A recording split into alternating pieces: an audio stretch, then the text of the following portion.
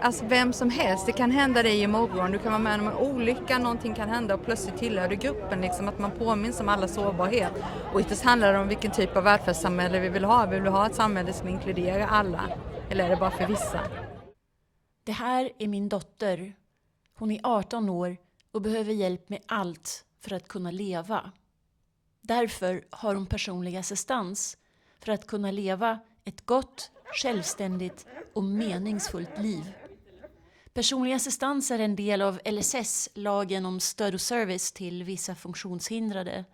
Den infördes 1994 som en svensk frihetsreform som gav människor med stora funktionsnedsättningar rätten att leva som andra.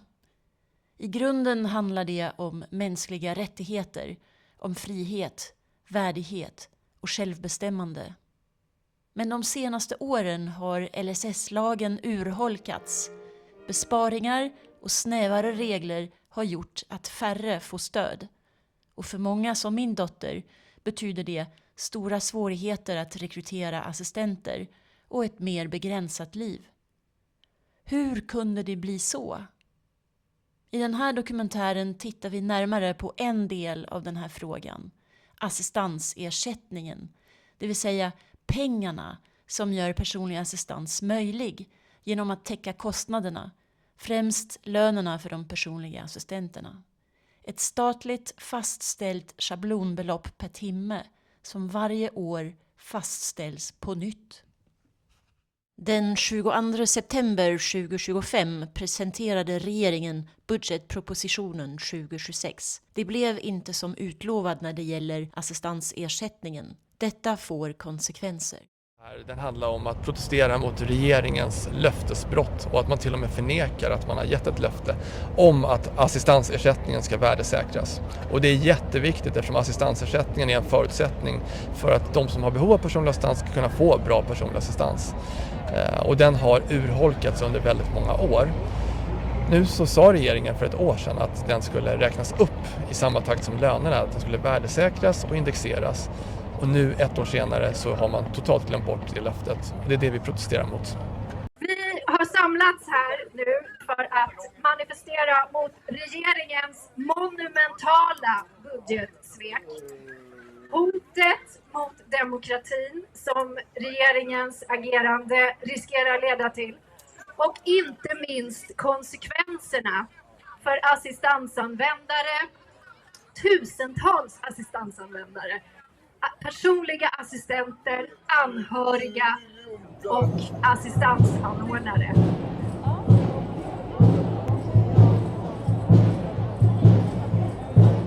Det är ju inte min högsta dröm om att gå runt och demonstrera. Det är verkligen ingenting jag tycker om. Men jag är tvingad att göra det därför att det går ju bara ut för med assistansen. Man är inte där för människorna. Och i det inkluderar man inte oss.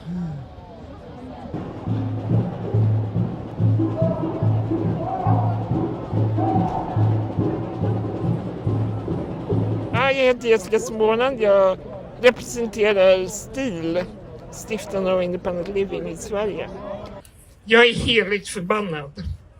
Förbannad över att regering efter regering har urholkat assistansersättningen så att vi ligger sömnlösa om nätterna och undrar hur länge till det egentligen kommer att hålla ihop. Förbannad över det löfte vi äntligen fick förra året om en hållbar indexering tydligen inte var ett löfte. Trots att jag med egna öron hörde det uttalas gång på gång under året som har gått.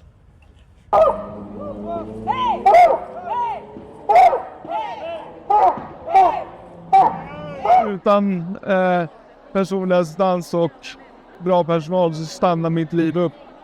Jag vill inte vara en belastning för samhället. Jag har ingen prislapp. Jag är som vilken medborgare som helst som pluggar, jobbar och engagerar mig ideellt. Det kan jag inte göra utan personlig assistans. Kevin Nordfors heter jag och Jag representerar RBU Stockholm, rörelsehindrade barn och ungdomar. Det är total katastrof, beskedet som kom här i veckan. Det lovades en indexering av assistansersättningen för att följa med löneutvecklingen i samhället. För att det ska bli lättare att rekrytera bra assistenter och bibehålla kvaliteten i assistansen. Det kommer betyda för mig att det är svårt att behålla personal och även för våra medlemmar att det kommer bli svårt att behålla kvaliteten i assistansen. Det är total katastrof. Om vi inte kan fortsätta jobba med Patrik, då vet jag inte vad som ska hända med någon av oss.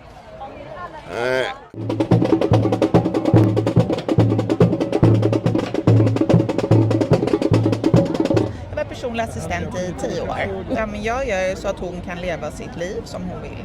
Ja, men det jobbiga är att det är svårt att liksom behålla sitt jobb och att liksom, om man liksom ska kunna leva och sådär. Men hyrorna höjs, maten höjs, skolavgifter höjs, det är allt sånt där. Gör att det är svårt att liksom jobba kvar och inte söka sig till ett jobb som ger högre lön. Tyvärr. Jag älskar mitt jobb. Det är liksom egentligen enda anledningen.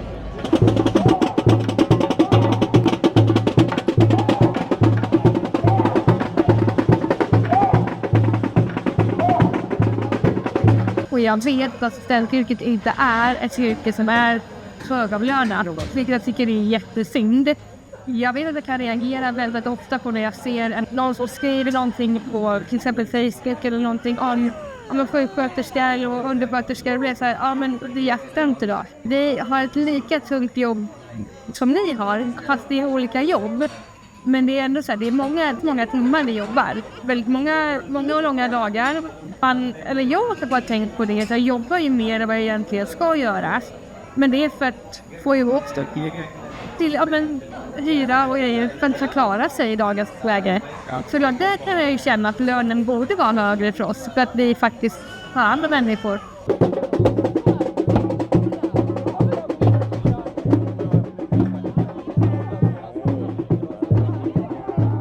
Jag vill berätta om det här så jag vill att fler ska förstå hur komplicerat det kan vara att få ett barn i det här välfärdssamhället, men ändå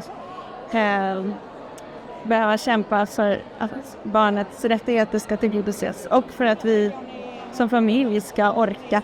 Mitt liv, eller vår familjs liv, hänger ju på att vår dotters assistans fungerar.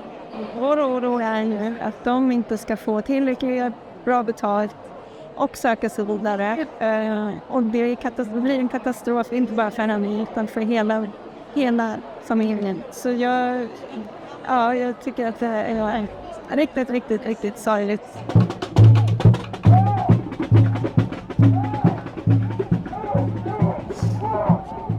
Känner du att det finns en förståelse i samhället för allt du har beskrivit hittills?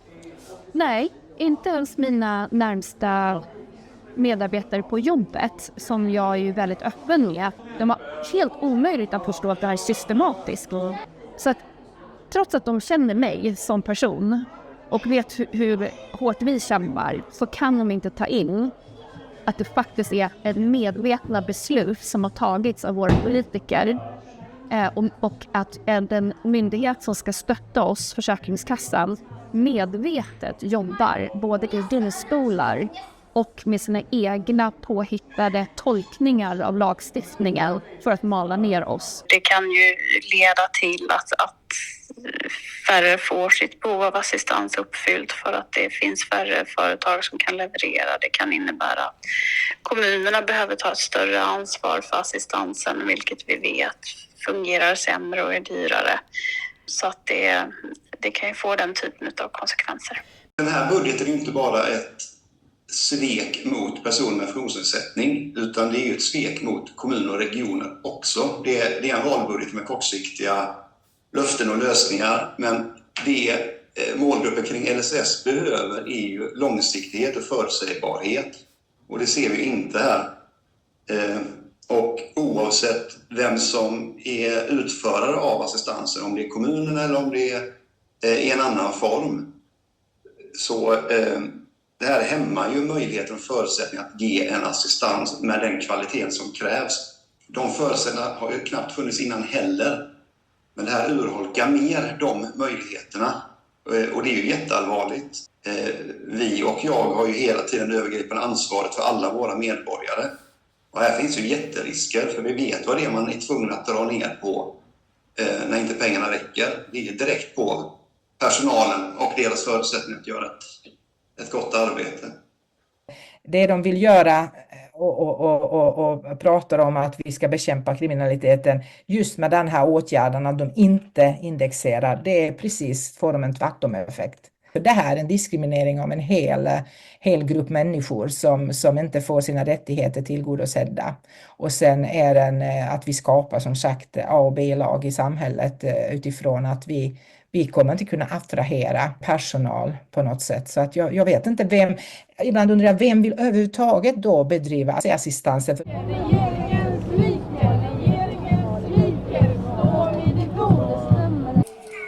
Det värsta tror jag är att jag har insett att Sveriges regering fullständigt skiter i vår lilla marginaliserade grupp. Vi med funktionsnedsättning. För vi påverkar inte valresultatet 2026. Alltså, jag har ju liksom inte haft anledning att tro något annat än att det skulle levereras ett index och en indexreglering utav assistansersättningen, precis som vi presenterade på presskonferensen. Och varför det inte har levererats, det är ju svårt att säga om. Det får ju ansvarig minister svara på vilka problem hon har stött på för att få fram ett sådant här. Hon har ju flera gånger upprepat att det är på väg ett index.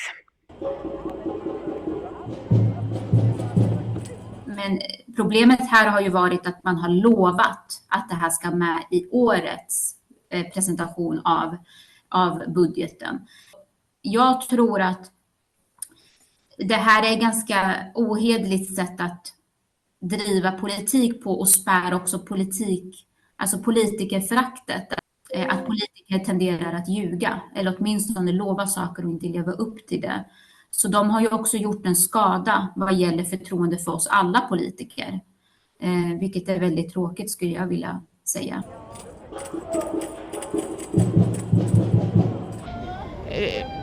Nej, men jag hyser ganska stort förakt till politiker idag. Jag tycker inte det är så mycket att hänga i granen om man säger så.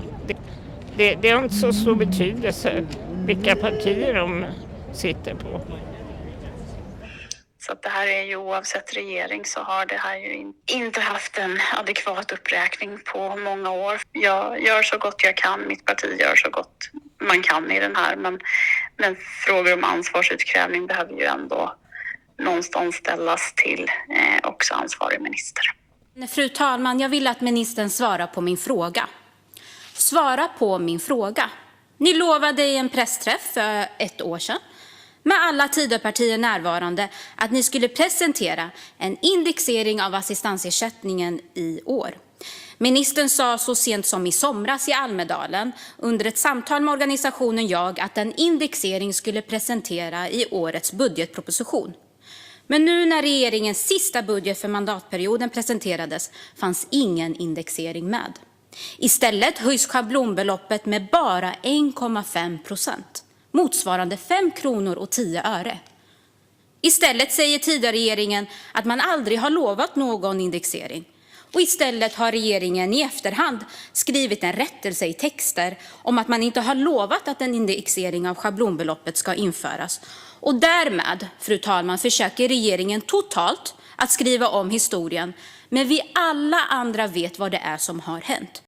Och att man nu påstår att det aldrig har hänt och att man liksom uppdaterar och skriver över information, det är ju korruption. Det är ju kriminellt. Det är ju ett hot mot demokratin.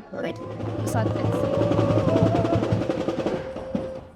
det är viktigt att understryka att korrigeringen som gjorde och som är väldigt tydlig och väldigt transparent, den gjordes när felet upptäcktes. Det är mänskligt att fela och ett fel har alltså begått när det gäller den här presentationsbilden. Det är alltså en enskild bild i en PowerPoint-presentation. Fru talman, jag vill att man föreställer sig att ens ben inte fungerar, ens armar, ens händer inte fungerar. Och att i allt som man gör i livet är man beroende av någon som hjälper en. För att ta på en kalsonger eller trosor, för att kunna få mat i munnen, för att kunna gå och klä av sig och få hjälp med att duscha eller göra sina behov på toa. Den personen som finns där bredvid en genom hela dagen är helt avgörande för en, inte bara för att leva utan för att kunna klara sig och må bra i livet. Att som förälder ha ett barn som man älskar men med svåra och omfattande behov, funktionsnedsättningar som kan vara fysiska och psykiska, intellektuella. Finns det inget man hellre önskar än att personerna som finns där omkring barnet och tar hand om det dygnet runt är precis rätt lämpade, de som ska finnas där. Det är ju inte bara vi i politiken som är upprörda över hur det här har gått till, utan det kokar i funktionsrättsrörelsen. Ministern säger att regeringen kommer fortsätta att undersöka införandet av en indexering av schablonbeloppet. Men fru talman, har man inte på ett års tid lyckats lösa en så relativt ändå begränsad och enkel uppgift, så är väl inte sannolikheten särskilt stor att man kommer göra det under resten av mandatperioden heller. I syfte att öka förutsägbarheten för assistansmottagare och assistansanordnare aviserade regeringen i budgetpropositionen för 2025 att man avsåg att undersöka införandet av en indexering av schablonbeloppet. Frågan bereds fortfarande i regeringskansliet och regeringen har ännu inte fattat beslut i frågan. Regeringen kommer att fortsätta undersöka införandet av en indexering av schablonbeloppet, vilket aviserades i budgetpropositionen för 2026. Tack. Och därmed var debattindexering av assistansersättningen avslutad.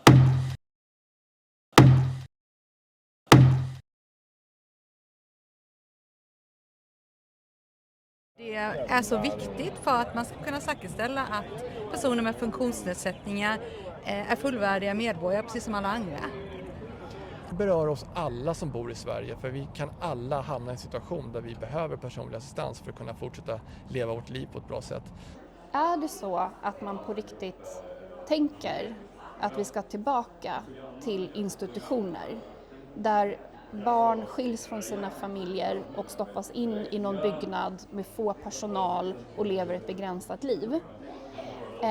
Då tycker jag, för det är dit vi är på väg, då tycker jag att man ska vara ärlig med det. Att vara tydlig med sin ideologi så att vi vet vad det är vi röstar på.